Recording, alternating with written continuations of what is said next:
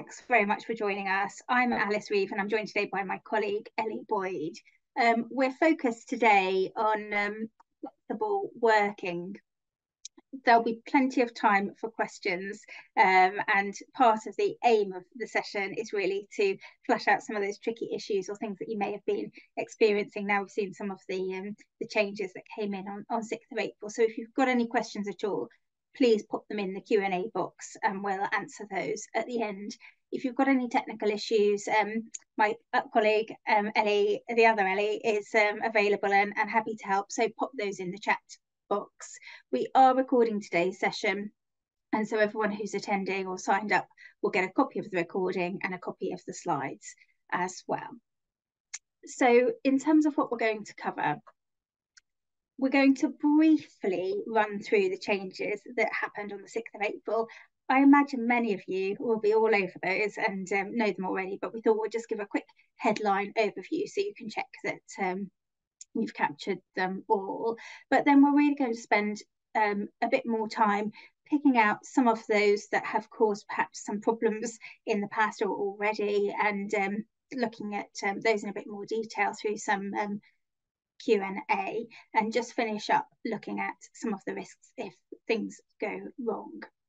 As I said, plenty of time for questions as we go as well. So kicking off with the 6th of April changes, we'd expected the flexible working changes for quite some time, and so I think by the time they came in on the 6th of April, most people knew it was happening. We saw some new legislation, so some new regulations, as well as a statutory ACAS code of practice that came into force as well, and that you should all familiarise yourselves with. And there's also some non-statutory ACAS guidance. So those ACAS documents are really useful reading as well. So the main changes, well, the one that's caught the headlines is that people no longer need to have 6 months or 26 weeks service in order to be eligible to make a request for flexible working. They can do that from day one of their employment. I don't know if any of you have had anybody already who's made a request. It'd be interesting to know, so do put it in the Q&A if so. I think one of my colleagues has had one that they've been dealing with. Certainly you need to make sure that your managers are aware of the change and know how to deal with it. And I think also Ellie's going to talk about risks, but that their individuals are not treated less favourably or detrimented at all for having raised that, even though they may only be in their induction process as well. So that's the main change, but there are a number of other procedural changes as well. So you're probably aware that previously individuals could only make one request in a 12-month period. They can now make 2 requests. The decision-making period has reduced from having 3 months from the start of the request to the end of the appeal process to 2 months. And one of the things that I quite liked, many of you might have heard me say this before, was that previously employees had to say in the form what they were requesting, the impact that they thought that would have on the organisation and how that might be overcome, but that requirement has changed. Although clients have asked us whether you could still ask people to do that, and you can, as long as it doesn't prevent them from raising their request or having it dealt with in accordance with the policy. So they're the headline changes, and should all be captured in your flexible working policy. But we're now going to look at some of these in a little bit more detail. First of all, I suppose, who qualifies for the right? So it's your employees. So anybody who's under a contract of employment with you, that will include casual employees. What it won't include is casual workers or those who are self-employed. So the only employees that are covered by the statutory framework. In terms of the how many requests are being made and in train at the time, that's a rolling 12-month period, so that will be bespoke to every individual. You'll need to look back over the previous 12 calendar months to consider whether their requests prohibited because they've made more than 2 requests in that period as well. And they can't make another request if one's already under consideration. Sometimes that does happen, and I think it's just worth understanding what's going on there when you consider it all as part of the original request, and whether it can be a compromise or a way forward as well. And as part of this, I think one of the most challenging elements on the ground and in practice is trying to distinguish between when someone's making a formal flexible working request and when arrangements are dealt with informally. And that's certainly something that's worth thinking about in your organisation and making sure that everybody understands the difference. That it may be that you enable some managers to allow some sort of flexible working, that actually that individuals are contracted to say to work full-time 5 days a week in the office, but actually it's agreed that they can work flexibly. Sometimes they can work from home, as occasionally, or they might be able to leave early 1 day a week if they need to from time to time, or you just agree some flexibility. That's fine, but at some point, does that then move to a flexible working request, and it will become, when it's going to be a permanent change to their contractual arrangement. And certainly if something can't be agreed, you'll need to intervene and make sure you recognise it as a formal flexible working request and it's managed in accordance with the process, because otherwise there's a risk that you won't comply with the procedural requirements and the time limits. And that's definitely something that we see in practice as well. But understanding the difference and understanding when something is a statutory request and when it's just something that is an ad hoc arrangement is important to get a handle on. So looking at some of the things that arise, I'm going to pick on one first before handing over to Ellie. So we've got a question posed for you. A member of your team emails you their flexible working request the day before you're about to go on a 2-week holiday. How do you respond? It's exactly the sort of thing that happens. It may be that you think, oh, I'll just deal with this when I get back. Maybe that you send a quick acknowledgement and think, I'll deal with it when I get back. And all of that is fine. But be mindful of these tight timeframes. And it's certainly going to be quite hard. 2 months seems a long time, but it really isn't. And you definitely need to think about mapping out the time to deal with flexible working requests. So if you don't do anything for the first 2 weeks, by the time you come back, and then you deal with all the things in your inbox, and then you look at it and you think, well, I'm not sure that I can agree to this. I'll invite them to a meeting. Then we'll need some reasonable notice of that meeting. And then you have the meeting, and then you've got the outcome. Then if they're unhappy with that, they've got the time to raise an appeal, then an appeal hearing, and then the outcome of the appeal. You can quite quickly see that it might be quite difficult to deal with all of that in the 2-month period. So I would say that you need to carefully look at the timeline right at the beginning. And if you think that there are going to be problems with meeting the timeline, which may well happen, particularly if people put requests in just before holiday period as well, you need to reach agreement with them explicitly to extend that time frame. It's really clear that you do need to, ask for their agreement and have specific agreement in order to extend the timeline. It won't count if they just haven't objected to it. And we saw that in a case of Walsh and Network Rail, where essentially there was some delay in dealing with the request, and they set the appeal hearing for a date in July when it should have been completed by the end of May. And the individual didn't complain about that at the time they went along to the appeal hearing. And it was when their request was rejected that they then brought a claim and included that the employer hadn't dealt with their request reasonably because they breached the statutory time frame. The employer tried to argue that the fact that the individual knew the date of the appeal and had attended on that date and hadn't raised it at the time implied their agreement. But the Employment Appeal Tribunal disagreed with that and said you couldn't imply agreement in that instance and in that way. And that's been made more explicit now as a result of the ACAS guidance as well. So I would say that if you know there's going to be a problem with timeline, sort it out quickly and set out to the employee what's going to happen and when and get their agreement. It is going to be much harder to extend the time if the employee is already unhappy because you've turned down the request around the appeal time, or when it's becoming clear that it's not going as well as they would like. So far better to sort that out at the beginning. And if it is going to be a difficult flexible working request, and if you are going to struggle to agree to it, it is really important that you comply with all the procedural requirements so as not to give your employee an opportunity to challenge that. So timing is definitely something that's more challenging under the new regime, and will take you and I think your managers a bit of getting used to. I'm going to hand over to Ellie, who's going to pick on the next one. Thanks, Alice.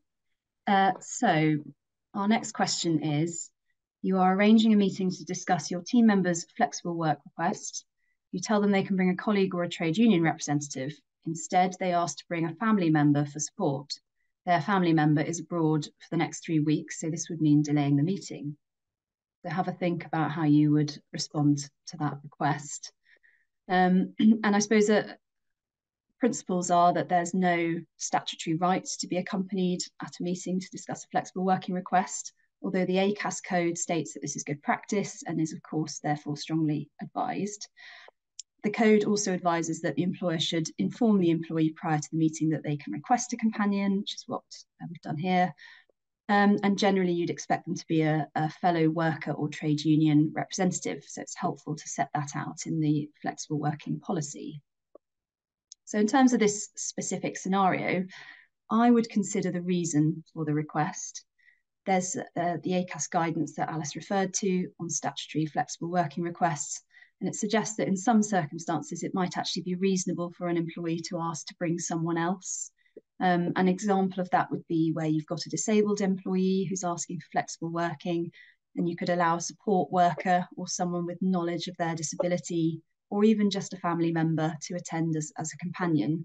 And it's likely to turn on the individual circumstances, particularly if it's a really sensitive case. And another point to consider in this question is timing. As Alice said, the 2-month time limit that's now in force, it is quite tight. And so given the impact on timescales of this delay, you might want to consider whether that request is a reasonable one, or whether there's someone else who could usefully act as a companion in order to avoid the delay.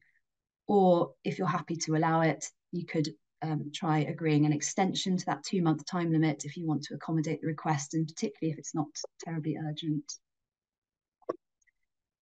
Right, so moving on then to our next question. 2 employees make flexible working requests to have Fridays off. Your organisation can only accommodate 1 employee being off on Fridays. How would you respond to that? Well, this is quite a tricky question. And it's about balancing fairness against also managing risk.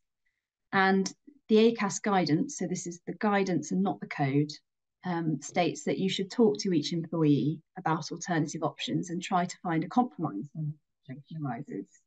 But if you can't agree a compromise that works for both, then you should consider each request in the order you received them. Interestingly, the ACAS guidance gives the example of where one individual makes a request to finish work at 3 p.m. each day for no specified reason, and then another employee requests to finish their day at 3 p.m. for childcare reasons. And the ACAS guidance states that if the business can't accommodate both requests and you can't reach a compromise with both, then you consider the request in the order you received them, rather than prioritising that second request based on the employee's personal circumstances. Now, that can be really difficult, where there could be a much more significant impact on one employee as a result of refusing the request. And the guidance does actually state that you can prioritise a request where someone is requesting a reasonable adjustment related to their disability. I know that some employers might take a more risk-focused approach to these situations, and they might seek to approve a request where there could be a potential risk of an indirect discrimination claim, for example, in refusing it. And certainly where that request is to make an adjustment that relates to a disability, it would be grounds for prioritising that request and considering it in line with the duty to make reasonable adjustments for that employee. So taking our previous question with no obvious protected characteristics at play, the ACAS guidance does also state that once you've considered and approved that first request, taking them in order, you can then remember that the business context has now changed and can be taken into account when considering the second request against those statutory business reasons. So we're going to need to, oh, sorry, Alice, can you take me back to the previous slide? We're going to need to refuse one of the requests that we've received. And so we've just set out some principles on this slide as a reminder. So employers are now under a duty to consult with the employee before rejecting their flexible working request. And what does consultation look like? Well, the code suggests that the employee should be invited to a meeting. I'm sure this is probably what you already do and is just generally good practice. There should be reasonable discussion and consideration of the request. There should be discussion of the potential benefits, impacts, practical considerations in implementing the request. And it could also include potential modifications, alternatives, or even whether a trial period might be appropriate to assess the feasibility of that arrangement. The statutory reasons for refusal will remain as before the 6th of April. So those are the burden of additional costs, detrimental effect on ability to meet customer demand, inability to reorganise work amongst existing staff, inability to recruit additional staff, detrimental impact on quality, detrimental impact on performance, insufficiency of work during the periods the employee proposes to work, and planned structural changes. So for example, in our scenario we just looked at, with the employees both wanting Fridays off, you might refuse one of them on the basis of a detrimental effect on ability to meet customer demand if they're both not there, inability to reorganise work amongst existing staff, and a detrimental impact on quality. And then finally, there's no statutory right of appeal, but again, the ACAS code does advise that it's good practice to give it, and so we'd always recommend that you do. So on to our next slide, and this is just, we've just set out here some quick points on risk and remedies in dealing with flexible working requests. So an employee who's made a request can bring a claim on the basis of procedural failings. For example, the request has not been dealt with in a reasonable manner, there's been no consultation, the request was handled outside the decision period, the rejection was based on incorrect facts, or it was rejected for a reason other than the statutory grounds. A tribunal can't actually really question the commercial rationale or business reasons behind an employer's decision to refuse the request. They essentially have to review the procedure that was followed, be satisfied that the request was taken seriously and considered the correct facts, etc. So remedies for that will include a declaration of the procedural failing, and then the tribunal can also go on to either make an order for the employer to reconsider the request or make an order of compensation, and that's subject to a maximum of 8 weeks' pay, capped at £5,600. Other risks include that an employee has a right not to suffer a detriment short of dismissal, where they have made or proposed to make a flexible working request, or where they've brought proceedings or made allegations of grounds to bring proceeding. And in those cases, compensation will be ordered on a just and equitable basis, depending on the circumstances. It's also automatically unfair to dismiss an employee if the reason or principal reason for dismissal is that that employee made or proposed to make a flexible working request, or brought proceedings or alleged grounds for bringing proceedings. And of course, there's no qualifying period of service to bring an automatic unfair dismissal claim in these circumstances, and compensation is potentially uncapped. So something to be aware of.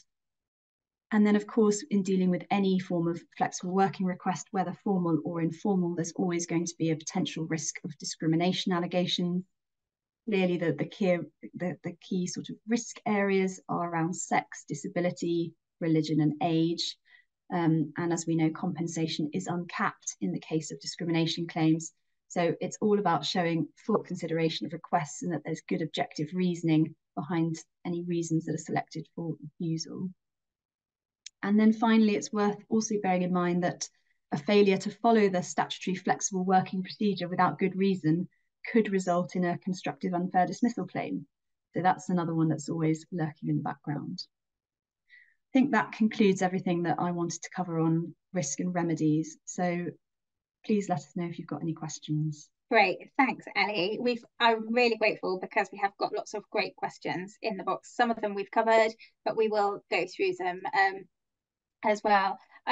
Quite a lot of people have said that gave me feedback that they've received requests already for people who have only just joined you, a number of requests.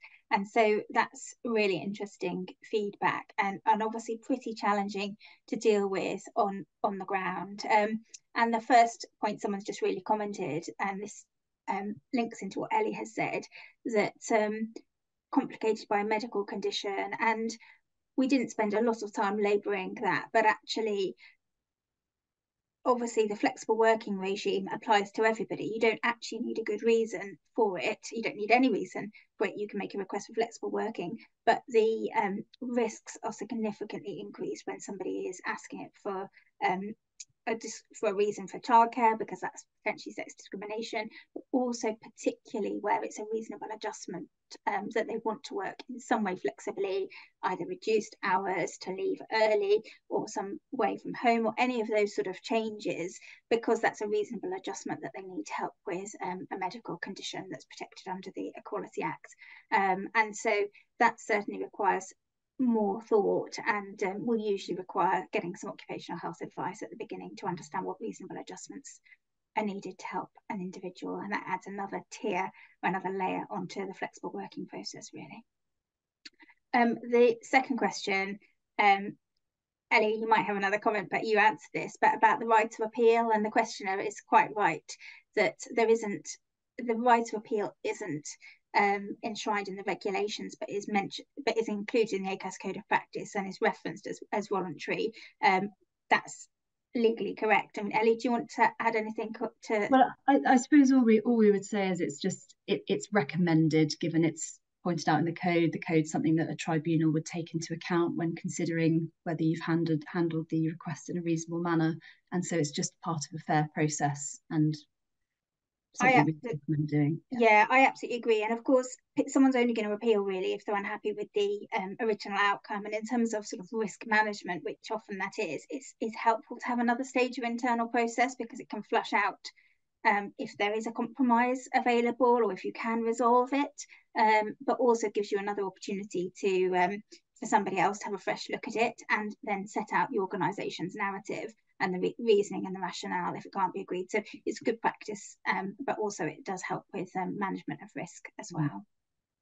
The next one is a sort of comment as well, but interesting, about home working, and that an employer who is rejecting requests for permanent home working, that's probably a topic for another day, hybrid working and home working. I mean, we are seeing a shift away from, exclusive home working, I suppose, and it's much more common to have some sort of hybrid arrangement, with the expectation that individuals will come into work for some of the time. Obviously, that's different if it is a home working job.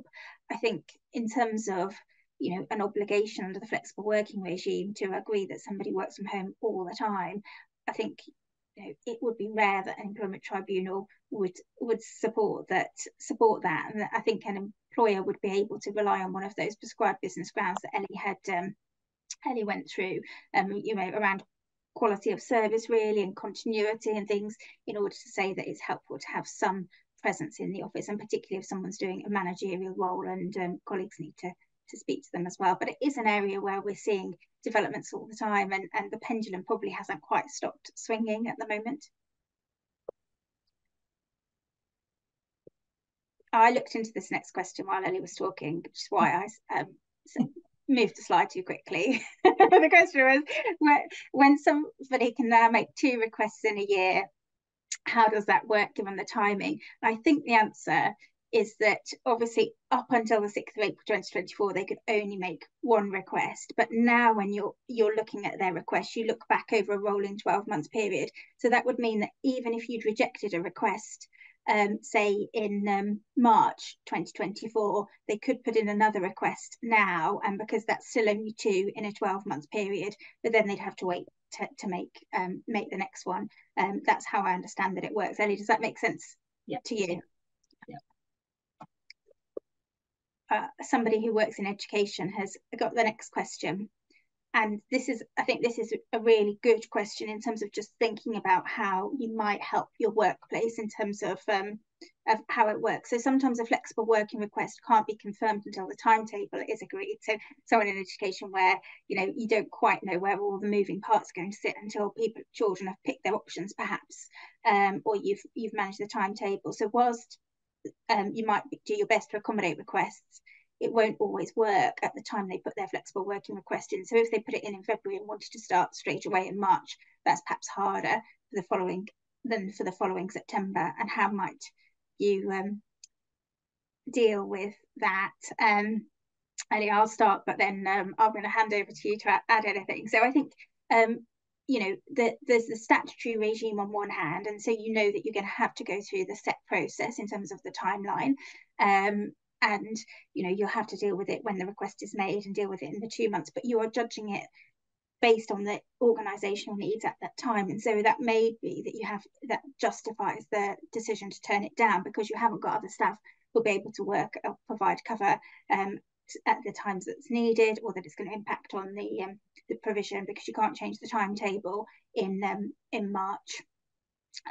There are a couple of things that I think you could do. I think being open and honest to your staff around how they might help with flexible working requests is really important. I think if you are going to look at an ethos where you're going to perhaps, you know, be more positive about being able to accommodate flexible working requests, being able to say to staff when you manage the timetable and when it's going to be easier to factor in changes will be a helpful thing to do for everybody. And you would always be able to do it in 2 stages. And Ellie, we've seen that a number of times, haven't we, where perhaps a school might say, well, for the first, you know, term, you know, for between February and August, there's not much we can do, or we might not be able to do something between February and May, but then when children go on and do their exams, we might be able to do something there, and then from September we'll be able to do something else. So it's about being open-minded and being flexible.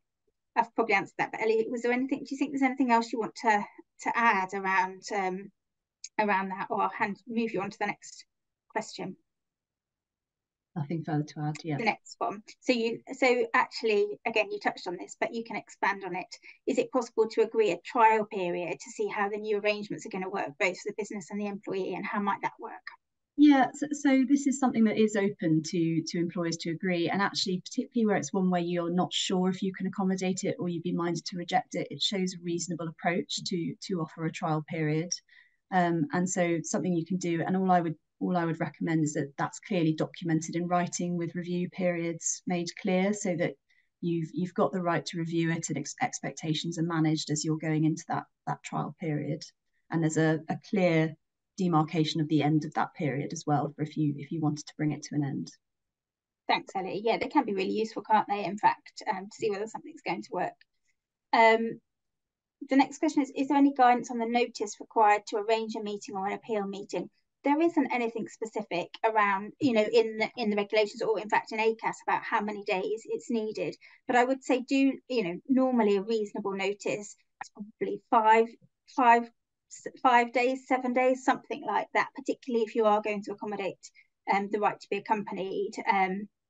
And with that right to be accompanied, although again, it's not a statutory right here, but if they couldn't attend at the original date because their representative wasn't available, you know, the disciplinary and grievance code of practice, they should suggest another date within the next 5 working days. So that sort of time frame is a really sensible one to adopt. So that sort of time limit, interestingly, when we've been reviewing policies recently, we've tended to flag where they're quite long times between meetings and appointments. So we were looking at one just recently that had sort of 10 working days notice of meetings and outcomes. And when you map that out against the 2 months time frame, it was really difficult to fit it all in. So if anything, you know, probably keeping it more flexible in the policy, but you know, normally around 7 days is sensible, I would say.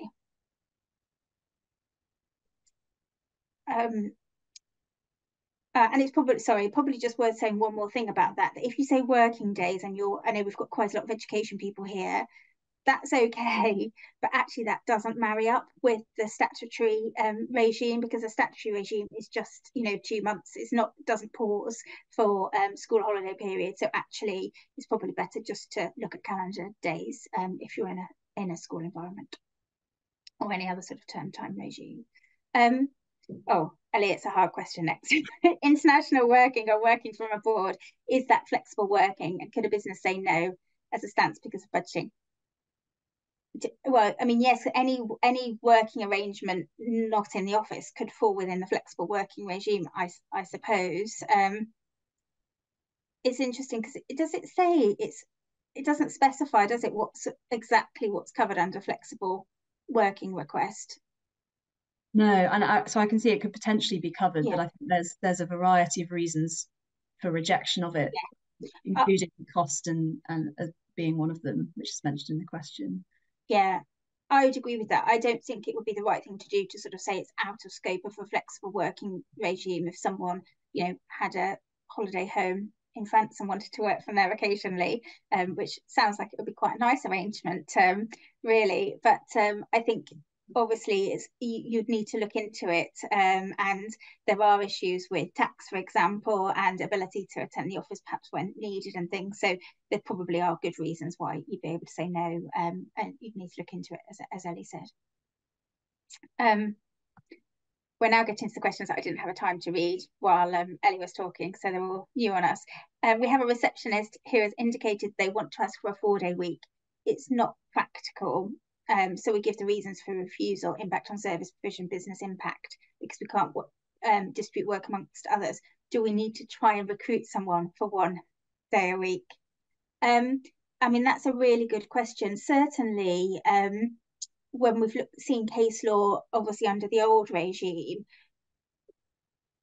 particularly when someone's brought it under sex discrimination claim, so somebody's saying I want to work 4 days a week for childcare reasons, and when probably the burden is higher, there has been a suggestion that you would go as far as, you needed some sort of evidence to support that. If your reason was we can't recruit somebody, you needed some evidence to support that. So I think if your reason is solely we can't recruit somebody 1 day a week, you would need to have tried to do that, if not on this occasion, on previous occasions, so that you've got some evidence to back up your rationale. Of course, it may be that you think it's not just that we can't recruit somebody 1 day a week, it's actually we don't want somebody just coming in 1 day a week in terms of continuity and fit within the organisation and making that work. And in fact, there's an increased cost because we want some overlap between the two of them and those sorts of things. So it may be that you can tease out some other reasons rather than simply not being able to recruit. But I think if you are saying we can't recruit, then it's useful to have checked that. And certainly we do sometimes see that where somebody wants to have Friday afternoons off and perhaps Wednesday afternoons off, whatever, and recruiting for a couple of gaps can be really difficult, and much harder to recruit for those sorts of times than say just a nice 10 till 2 job every day. It's easy to find. So usually it's helpful to have at least tried to advertise as well, have some evidence to support it. Ellie, can we agree a request? Can we agree a request without having to hold a meeting? Yes, well, short answer to that is yes, you can. The requirement is if you want to reject it, you've got to hold a meeting. So yes, you are free to agree that without needing to have a meeting if you're happy to just agree it with no modifications or anything. Yeah, I absolutely. The only thing I would say is that if you want to tweak it at all or want to make some modifications, then have the meeting. So it would only be if you agreed it exactly as the employee had said.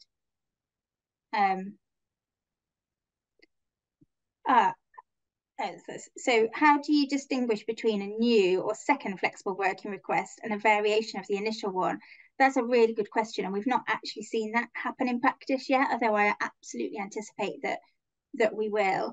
I think the critical thing is that somebody can't make a second flexible working request while one is already in train, so they won't be eligible. So if you've already got one that's in motion, they can't make a second flexible working request. And so I think what you need to do is think about, in the context of resolving the problem and trying to get to an agreed resolution, if they've put in something else, do you add that into the mix of what you're considering in relation to the first flexible working request? And that's probably going to be a helpful thing to do. Once you've confirmed the appeal outcome, that first flexible working request is then closed. And they could, if they wanted to, the following day put in a second flexible working request. And there's nothing that stops that happening. But of course, the fact that you have just been through it, you have considered it robustly, you've considered the prescribed business grounds, you've followed the right process, and you've gone through, an original decision and appeal, there is unlikely to be anything that's changed. And so you're going to be in a robust position to deal with that second request pretty quickly and robustly at that point in time. But I can see that we may see some of those as well. And whether an employee feels, it's interesting, whether they feel that they'll need to put 2 requests in before they perhaps resign and claim constructive dismissal to say they're forced out. I don't think they will. I think if you go through one request, they won't necessarily have to go through a second request process for simply the same thing. They would just deal with it once. Right. Next question is, can the employee withdraw their request at any time? We've had a situation where we've had to change the hours of other colleagues to agree the request. The employee was aware, but when we arranged the final meeting, they asked to withdraw their request because they changed their mind. Oh, Ellie, I don't know if you want to pick up about withdrawal of requests. Well, unfortunately, the answer is yes, they can withdraw their request at any time. So it's unfortunate in this case, and I suppose it's just clearing up the fallout from that. But yes, they're entitled to withdraw it at any time after they've. Yeah, I think it's correct, isn't it, that if they do withdraw their request, it still counts as one of their requests. No. So that's a really useful thing to note, that that if they've essentially played their cards, because once they've made their request, even if they withdraw it, obviously in that situation it's a nightmare. But actually, at least they won't be able to make 2 further requests. They'll have used one of their opportunities up. Yeah. That's a very small consolation, but there we are. And then there's this is an interesting one. Could the employer decide for a change to occur for a certain period of time and then review it, say for a year? So I think Ellie sort of dealt with this a little bit, but I think nothing is out of the question here, really. It's around what's contractually agreed, and that might well be a really good solution to a problem. So there could be a trial period, but as an alternative to a trial period, you could say, well, we can't agree to a permanent request. So the default position is that a change will be a permanent change, and that will be a permanent change to their contractual terms and conditions. But if you're not sure that that can be accommodated, because perhaps there are going to be changes the following year, sometimes you have that someone's on maternity leave and it might be easier, there's all sorts of things that could be in flux. You could say, well, we're willing to do it for a fixed term of a year for now, and then we'll review it at that point in time. And obviously, if you reject it at that point, then they'd make another request or deal with it. But yeah, you could absolutely do that. And Ellie, there's a question that's drawing out this quite interesting point about dealing with things as they come, and how you balance that with protected characteristics, which is something you and I were wrestling with. Not easy, is it? So the question is, when considering 2 requests, the guidance is to prioritise in order of receipt, rather than, say, the potential impact on the individual, asking if they're disabled or to support a dependent. And how do we manage that? Yeah, so it's interesting, because the guidance is to prioritise in order of receipt, but if you're dealing with a situation of a request for reasonable adjustments, to then prioritise those in that situation. And equally, we do know that some employers might adopt the approach of not necessarily taking them in order of receipt where there's a real risk in one case of approving one over the other. Clearly, the fairest approach is going to be to approve one before the other, but you also want to be managing your risk as an organisation. So it's a real judgment call, and I think it's just going to depend on the individual circumstances for each particular case. I don't know if you've added anything to that, Alice. No, I think it's a really difficult question. I think you hope that you don't receive them at the same time. I mean, there is this sort of suggestion that you might go back to your workforce, and say, "Oh, does anyone want to change their mind?" Yeah. Which you could do, although I think that is quite difficult in practice. So no, I think it's sort of sensitively case by case when you've got those ones. Someone's asking what a reasonable time period is. I think this is presumably for a trial. How long a reasonable trial period might be. Is 6 months sensible? Yeah, again, there's no hard and fast rules. You'll need to think about your organisation and the timing of the request in terms of any particular sort of annual cycles. 6 months does seem quite a sensible time frame for a trial in order to see whether it's genuinely working or not. Probably 3 months is probably the minimum that you'd need in order to get it really established and see whether it's working. You could always have an ability to extend it as well if you're not sure, but it is important that you do check in, and if it isn't working during that trial period, have very clear objective evidence as to why that's not the case. The question about if there's a delay because of union availability, would it be reasonable to say that the meeting would only be delayed if the 2 month period is extended?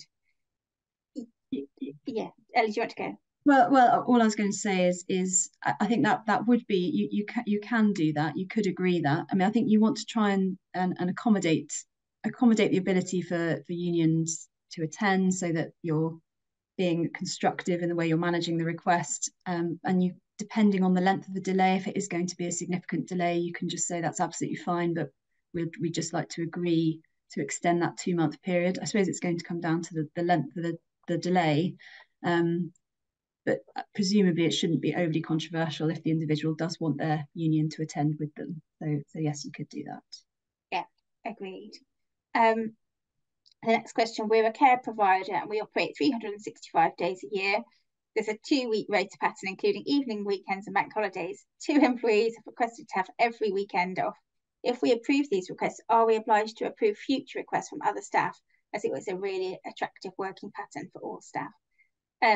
Yes, it does sound really attractive. And the simple answer is no, you're not. There is no such thing as sort of the floodgates argument, or sort of the precedent. And that's probably the biggest resistance that we see when you're talking to managers and organisations around objections to flexible working requests, that they feel that if they agree one, they'll have to agree the subsequent one. As Ellie has said, actually you have to judge each one in the order that they come and looking at the business context at that time. So you can well reach saturation point. Of course, if everybody had their weekends off, there would be no one to carry out the care work. And so you wouldn't be able to operate. So it may be that you can agree one or two, but no more than that. I think it probably is. So that's absolutely where the law is. It probably does set different expectations, and if people think, oh, it can be done, they're more likely to raise a request or perhaps challenge it. So if you're able to accommodate it for a very specific reason, it's useful to explain that to the employee as well, and clearly have clear documentation on file to support that, to make it easier to turn down future requests. Then the next one is about perhaps being able to reply to a request saying, if we can recruit the days you want, then it can go ahead. But if we're unable to, we won't be able to approve. So we've shown we've tried. Yeah, I mean, that's a really good approach. Ellie, do you want to comment? Yeah. Well, yeah, I mean, I agree. It shows a real constructive approach to one that can't just be agreed straight away. And probably this might be a situation where you might agree an extension to that decision period, to allow you time to recruit whilst you're considering the request, and then you can conclude at the end if you're unable to recruit. But yeah, I agree. That's potentially a sensible way of dealing with one. Yeah, agreed. This next question is interesting. I think we do see this a fair amount. How do we manage a request with a number of requests within one request, i.e. somebody who wants to work from home perhaps some of the time, but also compressed hours or part-time hours? Is that one request, or should we separate it out? It should be considered as one of their requests, albeit there's several aspects to it, but it would be one request, and you need to consider it all in the round. And because ultimately it's, does this job work in the way that individual is requesting? So both, looking at how it's going to be, compressed hours, say, and working from home, does that meet the needs of the organisation as a whole? It may be that there's also more scope for compromise in those sort of situations, because you might be able to agree part of the request, but not all of it. So definitely consider it all in the round as one request. The next one, Ellie.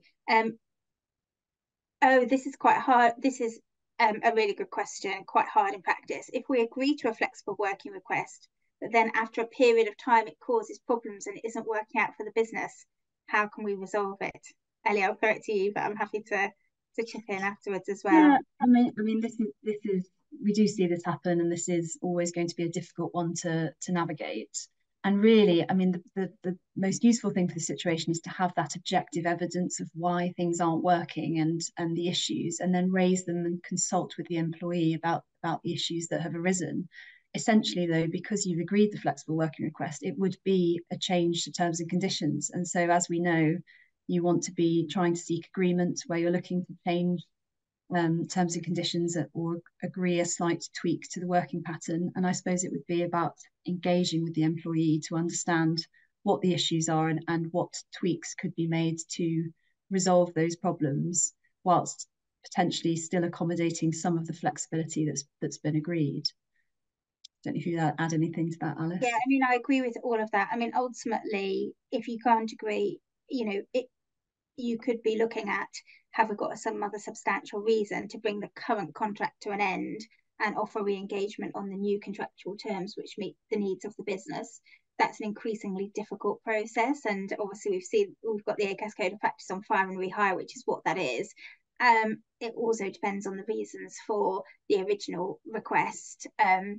And of course, because there may be some discriminatory elements there if they needed that request for childcare or health reasons. But it's possible to look at organisational need and establish a lawful reason and consult formally, and then terminate their existing contract and offer them re-engagement. And that might be a lawful process, but it absolutely would be a last resort. And yeah, agreement would be the best way forward. I think we've got the final question. So unless anybody's got anything else they want to add in. Oh no, there's a couple more coming. We've received a request from a cleaner at work to start work from 5 due to caring. That our guidance is that they can start work from 6 till 10. Are we okay to reject? I mean, in principle, I would say yes. I think you can't just do it because your policy says it's 6 till 10, but I think it's around understanding what the impact is on the organisation, because I don't know who would have to be available to open up. I don't know what security would need to be in place. They would be a lone worker with all the things that brings into play. It may be that they need to work as a team in order to do their work or carry it out. So there's probably good reasons why you'll be able to reject the requests that fall within those prescribed business grounds. And it's probably worth saying that those prescribed business grounds are pretty broad, aren't they? And they're sort of a bit clunky in the way they're described. But I think it is important to really think, what are the reasons that this doesn't work? Test yourself. Is that right? We're just making assumptions here? And then look at mapping them to those business grounds. And when you're rejecting a request, you should always use the prescribed business grounds, but you might expand on them to explain, why in practice that's the reason that you're rejecting it. Ellie, this picks back up to that question we just answered before, really. If a flexible working arrangement's no longer working, could you look at redundancy if no compromise could be reached?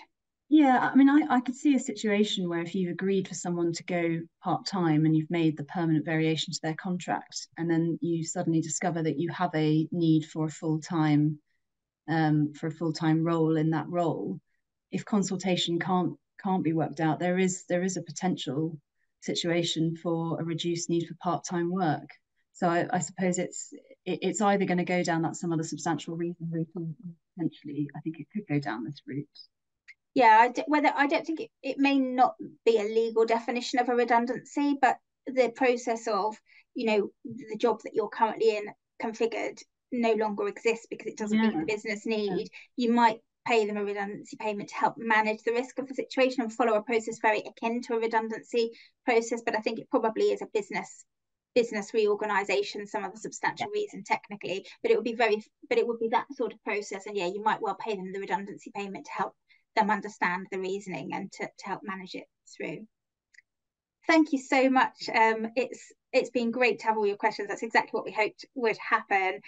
Hopefully that's been as interesting for you as it has been for us in seeing some of the things that you're wrestling with in practice. We're really grateful for your participation and hope to see you again soon.